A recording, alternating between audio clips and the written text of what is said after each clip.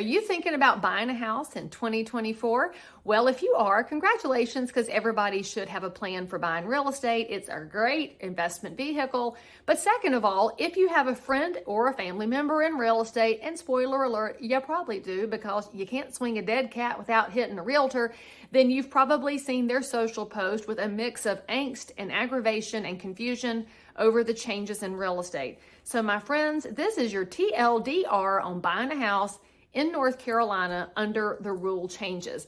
I'll add an asterisk here. If you're one of my loyal followers, hey friends, what's up? But you're in another state, you should know that each state is operating a little bit differently because, hey, we're a constitutional republic, and that's one of the cool parts about this amazing country.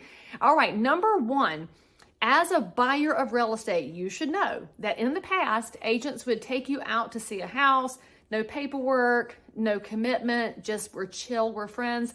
That's all changed. We now have a directive as realtors from the National Association of Realtors, who's being bullied by the Department of Justice and this wretched little agency called the Consumer Federation of America, that we have to force you to sign a form before you can go into a house. And friends, we as realtors, we know you're allergic to paperwork. We get it. We kind of hate it too. But you should also know that when your realtor asks you to sign this form, they're not the ones that made the rule. They're following the rules, which means that if you meet with an agent who's not asking you to sign a form, they're in violation of a DOJ directive. So just be aware of that information. Now, before you're walking into the house and you're looking at this form, you want to know about the form. Well, you should know this. There's two different kinds of forms.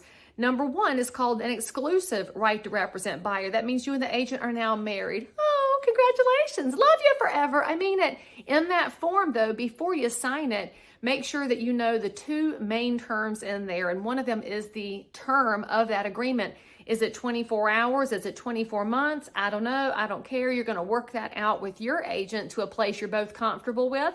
And spoiler alert, if you sign a short amount of time because you're just not sure that you're perfectly connected yet, you can always extend it, renew your vows. And then there's also going to be compensation in this form. You and your agent are going to discuss how much compensation is involved and how it's going to happen, whether you're going to ask the seller for it or you're going to come up with it out of pocket. That's between the two of y'all and the lamppost.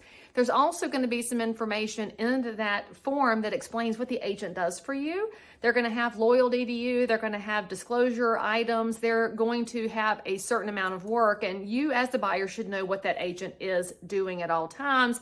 And frankly, they should want to tell you that they do more than unlock doors. Now, there's a second kind of form. It's called a non-exclusive agency agreement or a touring form if it's coming from certain websites. And you should also know on this form, it means y'all are just friends. You might be friends with benefits if they get compensation, and you may or may not be connected forever, but there will still be a time frame in there. There will still be a compensation discussion. And you should know that this means you can still date other people. You can still go see other realtors. The exclusive one says you can't. My suggestion to you as a long in the tooth seasoned realtor is you go with a lot of gut feeling before you sign that exclusive agreement. You have to make sure you're hiring somebody with the knowledge and expertise and the professional capacity to give you a great experience. And if you're not sure yet, because you're still testing the waters, maybe go non-exclusive until such time as you move forward. You should also know some agents don't mess with non-exclusive. Some agents are very much in demand and they are worth their weight in gold. They may only work on an exclusive status. So as a consumer, just know there's different versions out there and just have that conversation. I'm also going to add another little wrinkle in here. Prior to all of the bullying that's happened to realtors by certain government and non-government agencies, there were a lot of wonderful standardized forms that were developed by realtors in conjunction with the Bar Association here in North Carolina. All of our realtor forms are absolutely looked at and approved by the Real Estate Commission and by the Bar Association. However, many brokerages and brands are now bringing out their own forms.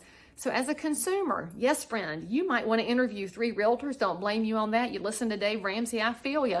And in those 3 interviews, you saw their forms and all 3 are different. I get it. You may not understand what they mean. And in fact, one realtor really can't interpret a bunch of forms because that'd have that realtor playing lawyer.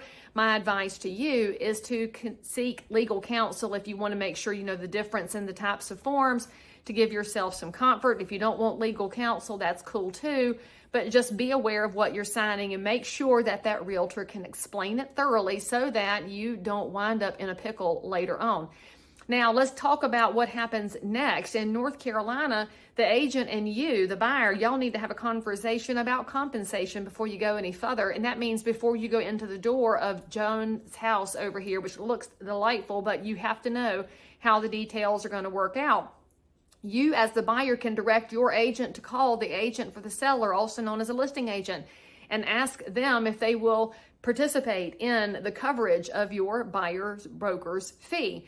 They can say yes, they can say no, they can give any kind of answer. This is a conversation that you, the buyer, should be involved in with your agent so that you know what's going on. Now, if you've turned everything over to them and you want them to just handle it, we understand that too. Some people want a concierge experience, but you should still have the conversation. Now, the seller and the listing agent might say, absolutely, we're delighted to work with you. And they also might say, pound sand, figure it out. And either way, you'll have that conversation before you walk in the door, because one thing realtors have always really worked toward is you as a buyer having as much information as possible when you walk in that door so you can make good decisions. Long story short, TLDR, now there's extra paperwork earlier in the process. Now you're having different conversations about compensation, or maybe just more in-depth conversations. And yes, the process is slightly less efficient than it has been. But at the end of the day, you should know real estate is and has been a very solid investment strategy over the long haul. Yes, it may go up. Yes, it may go down, but it's the one investment you can live in or have your children live in, so it's worth considering. And as always, it's your local realtor that's going to help you cut through the fluff when you get confused by the mainstream media or headlines, or frankly, just that TikTok from that young person who doesn't know as much as your old person realtor. So give us a call if you're in North Carolina or South Carolina. We're glad to help. And if you're in another state and you don't know where to find somebody like Lee Brown, you just send me a DM, friends. I got you.